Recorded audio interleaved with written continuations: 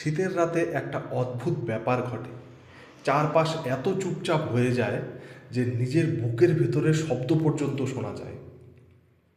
সেই রাত্রে আমি প্রথম বুঝছিলাম নীরবতাও কখনো কখনো চিৎকার করে ওঠে। রক্তচক্ষু, ভূতের আতুর ঘর। এই গল্পটা বলার আগে একটা কথা বলি।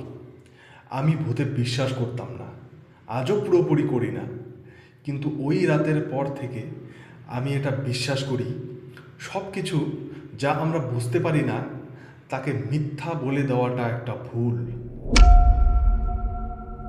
বন জঙ্গল কোনো সরকারি জঙ্গল না, ওটার নাম কোনো বোর্ডে লেখা নেই, গুগল ম্যাপেও নেই। গ্রামের লোকেরা নাম দিয়েছে। চারদিকে ঝোপঝাড়, মাঝে মাঝে বড় বড় শাল গাছ, আর নিচে এমন একটা অন্ধকার যেন মাটিরও চোখ আছে। বুড়োদের মুখে শুনেছি এই জঙ্গলের ভেতরে ঢুকলে রাতের পর রাত হয়ে যায়, কিন্তু সময় নাকি এগোয় না। আমরা তখন হেসে উড়িয়ে দিয়েছিলাম। সেদিন সন্ধ্যায় আগুন পোহাতে পোহাতে সমীর হঠাৎ বলল, আজ বনমোরগ নামবে রে। আমি মাথা তুলে তাকালাম। শীতে বনমোরগ নামা মানে বড় শিকার। বাপন একটু চুপ করেছিল, তারপর আস্তে আস্তে বলল, আজ কিন্তু 12 তারিখ। আমি জিজ্ঞেস করলাম, তাতে কি? বাপন আর কিছু বলেনি। ওই নীরবতাটাই ছিল প্রথম সতর্কতা। রাত প্রায় 11:30। জঙ্গলের মুখে দাঁড়িয়েই মনে হচ্ছিল ভেতরটা আমাদের দিকে তাকিয়ে আছে। টর্চ জ্বালালাম। আলো পড়তেই কুয়াশা যেন ছিন্ন ভিন্ন হয়ে গেল। আমাদের পায়ের নিচে শুকনো পাতার শব্দ। কিন্তু আশ্চর্যের ব্যাপার হলো, শব্দটা যেন আমাদের পায়ের নিচে না, চারদিক থেকে আসছে। আমি থামলাম, সমীর থামলো, বাপন থামলো, শব্দ থামলো না। সিচুয়েশনটা বুঝতে পেরেছো তো? আমরা যখন হাঁটছি, শুকনো পাতার আওয়াজ হচ্ছে, সেটা স্বাভাবিক, বনের মধ্যে হাঁটলে পরে হবেই, কিন্তু শব্দটা আমাদের মনে হলো পায়ের নিচ থেকে আসছে না, চারদিক থেকে আসছে। এবার সেটাকে আমরা এক্সপেরিমেন্ট করার জন্য থেমে পড়লাম, কিন্তু শব্দটা আর থামেনি। আমি হিসেব করছিলাম, আমরা 3 জন, পায়ের শব্দ 4 রকম। আমি বললাম, আমি কিছুই বললাম না অ্যাকচুয়ালি, তখন চুপ করেছিলাম, কারণ তখন মনে হচ্ছিল যদি বলি কিছু একটা সত্যি হয়ে যায়। বাপন ফিস ফিস করে তখন বলল, আমরা কি ঘুরে ঘুরে একই জায়গায় আসছি? আমি চারদিকে তাকালাম, একই গাছ, একই ডালপালা। আমার গলা শুকিয়ে গেল তখন। হঠাৎ করে কুকুক কুকুক করে ডেকে উঠল বনমোরগের ডাক, কিন্তু ডাকটা খুব বেশি পরিষ্কার, এত পরিষ্কার যে মনে হচ্ছিল কেউ ঠিক সামনে দাঁড়িয়ে ডাকটা অনুকরণ করছে। সমীর হাসার চেষ্টা করল, এত ভাবছিস কেন, পাখিই তো। কিন্তু তার হাত পা কাঁপছিল, বন্দুকটা ঠিকমতো ধরতে পারছিল না। 1 সেকেন্ডের জন্য টর্চের আলো ঝাপসা হলো, তারপর নিভে গেল। একদম অন্ধকার। কুয়াশার ভেতর অন্ধকারটা যেন জমাট বেঁধে গেল।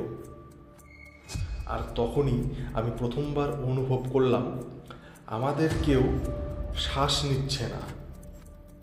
ভাবুন একবার বন্ধুরা, এরকম ঘটনা ঘটেছিল। চোখের ভেতর থেকে দুটো আলো, আগুন না, টর্চ না, খালি চোখ। চোখ দুটো নড়ছিল, শুধু তাকিয়েছিল আমাদের দিকে না, আমাদের ভেতরে। বনমোরগটা ধীরে ধীরে বেরিয়ে এলো। স্বাভাবিকের চেয়ে বড়, খুব বেশি বড় বনমোরগটা।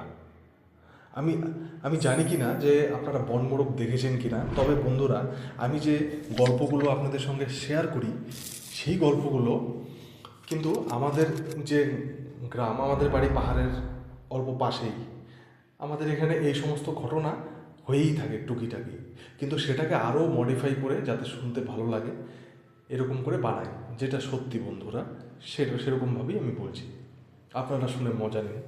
কিন্তু হ্যাঁ, একেবারে মিথ্যে নয়, এই ঘটনাগুলো এরকমটাই হয়, খালি ভাষাগুলো আমরা নিজে থেকে স্ট্যান্ডার্ড ভালো ভাষা যেটাকে বলে, আমরা তত শিক্ষিত নই, সেই ভালো ভাষায় রূপান্তরিত করি, এইটুকুই বাস।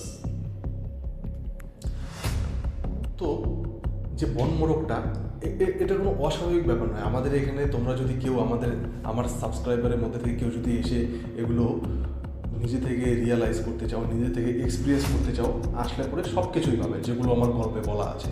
বনমোরগ, বড় বোয়াল মাছ, সব কিছুই রয়েছে, এখনও রয়েছে। চাইলে আমার সঙ্গে যোগাযোগ করে নিতে পারেন, কমেন্টেও জানাতে পারেন, চাইলে মোবাইল নাম্বারও দিয়ে দেবো, আপনারা এক্সপেরিমেন্ট করতে চাইলে এসে করতে পারেন, অবশ্যই সেরকম দেখতে পারবেন।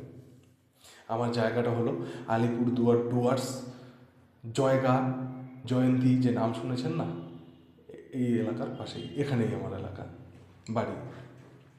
আচ্ছা, তো স্বাভাবিকের যে বললাম যে মুরগিটা অনেক বড়, আর মুখটা এমনভাবে বাঁকানো যেন সে হাসছে। সমীর বন্দুক তুলল, ঠিক তখনই হাসি, পাখির না, মানুষেরও না, একটা এমন হাসি যেটা শুনে শরীরের ভেতরের কিছু একটা ভেঙে যায়। কুয়াশার ভেতর থেকে একটা মেয়ের গলা, ফিরে যাও, এরকম করে বলছে। গলাটা কাছে না, দূরেও না, সব জায়গায়। মানে এমন একটা সিচুয়েশন সেদিন হয়েছিল বন্ধুরা, আমরা তো আছি, গলাটা দূর থেকেও আসছে না, আবার আমাদের কাছেও না, মানে আমাদের কানে কানে যেন বলছে এরকম যে তোমরা ফিরে যাও, ফিরে যাও, এরকম। যারা ডাক শুনে তারা আর ফেরে না। বাপন চিৎকার করলো, আর সেই চিৎকারের সঙ্গেই জঙ্গল যেন নড়ে উঠল।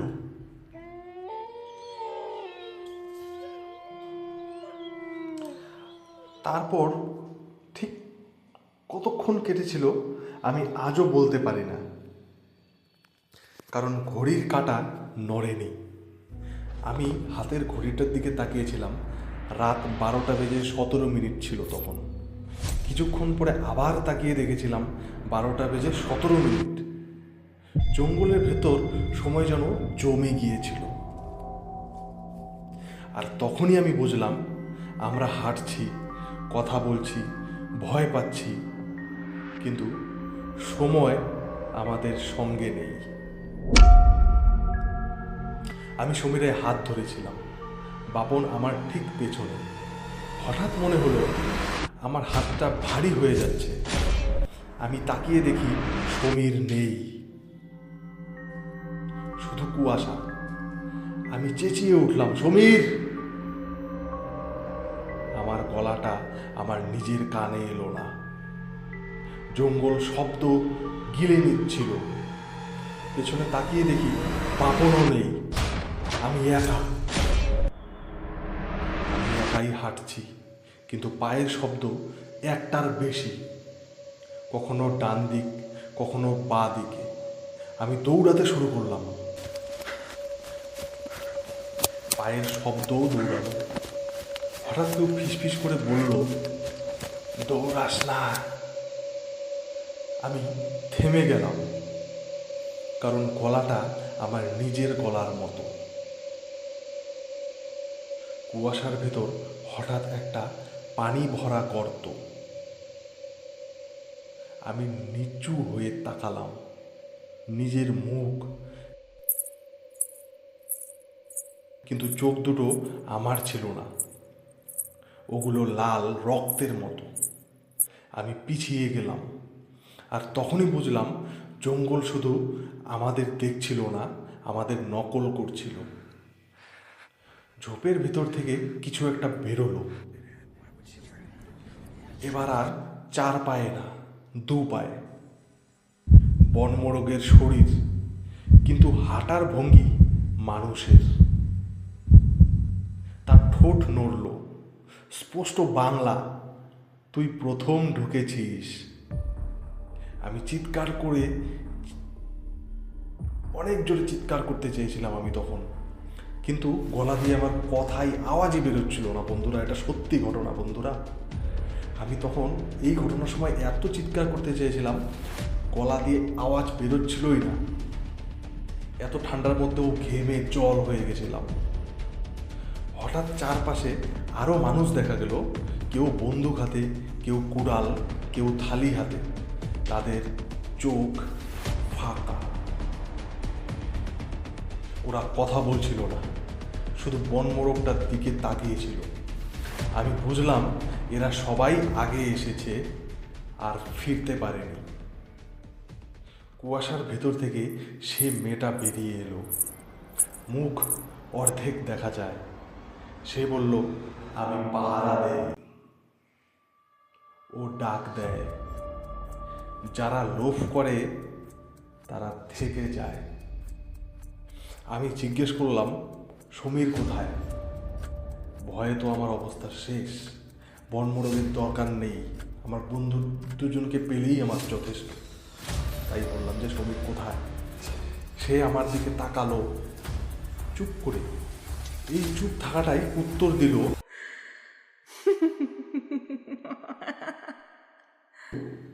হঠাৎ দূরে সমীরকে দেখলাম। সে দাঁড়িয়ে আছে, নড়ছে না। আমি ডাকলাম, সে ঘুরল। তার চোখ লাল। তার মুখ দিয়ে বেরোলো, তুই কেন পালালি? তার গলা তার ছিল না। আমি দৌড়াতে শুরু করলাম। জঙ্গল তখন আর জঙ্গল না, চারপাশে চোখ, হাসি, ডাক, বনমোরগের ডাক, মানুষের কণ্ঠে, মানুষের কণ্ঠ পাখির স্বরে। সব মিশে যাচ্ছিল বন্ধুরা, সব মিশে যাচ্ছিল। হঠাৎ আলো, সূর্য না, কুয়াশা হালকা হলো। আমি মাটিতে পড়ে গেলাম।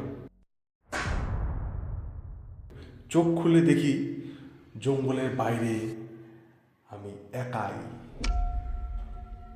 গ্রামে ফিরে শুনলাম সমীর নাকি আগের রাতেই বাড়ি ফিরেছে, চুপচাপ, কথা বলে না, শুধু মাঝরাতে বনমোরগের মতো ডাক দেয়। কাহিনীটা বন্ধুরা আরও আছে। এটার জন্য পার্ট 2 করতে হবে আমাকে, না হলে ভিডিওটা অনেক বড় হয়ে যাবে। এত বড় কাহিনী এটা। আর সেই কাহিনীতে, সেই পার্ট 2তে বনমোরগের যে কাহিনীটা, কি বনমোরগটা কীভাবে এসছে আমাদের এই এত সুন্দর ফরেস্টের মধ্যে, এই বনমোরগটা চলে এসছে, যেটা আসলে বনমোরগই না, সেটা ভৌতিক কোনো আত্মা। এটারও একটা কাহিনী আছে, যেগুলো আমরা ওখান থেকে আসার পরে গ্রামের যে বুড়ো বয়স্ক লোক আছে তাদের থেকে আমরা কালেক্ট করেছি এই গল্পটা। এটা নিয়ে যে পার্ট 2 বানাবো সেটা তোমাদেরকে পরে জানাবো, নাহলে ভিডিওটা অনেক বড় হয়ে যাবে। আর বন্ধুরা আরেকটা কথা, যদি তোমাদের ভালো লাগে লাইক সাবস্ক্রাইব করে দিও, আমার খুব ভালো লাগবে। বেশি কিছুই বলবো না, ভালো লাগলে করবে, না করলে করবে না। কারণ লাইক টাইক দেখলে না আমার ভিডিও করার আগ্রহ আরও বেড়ে যায়, এই জন্যই বলছি। থ্যাংক ইউ বন্ধুরা।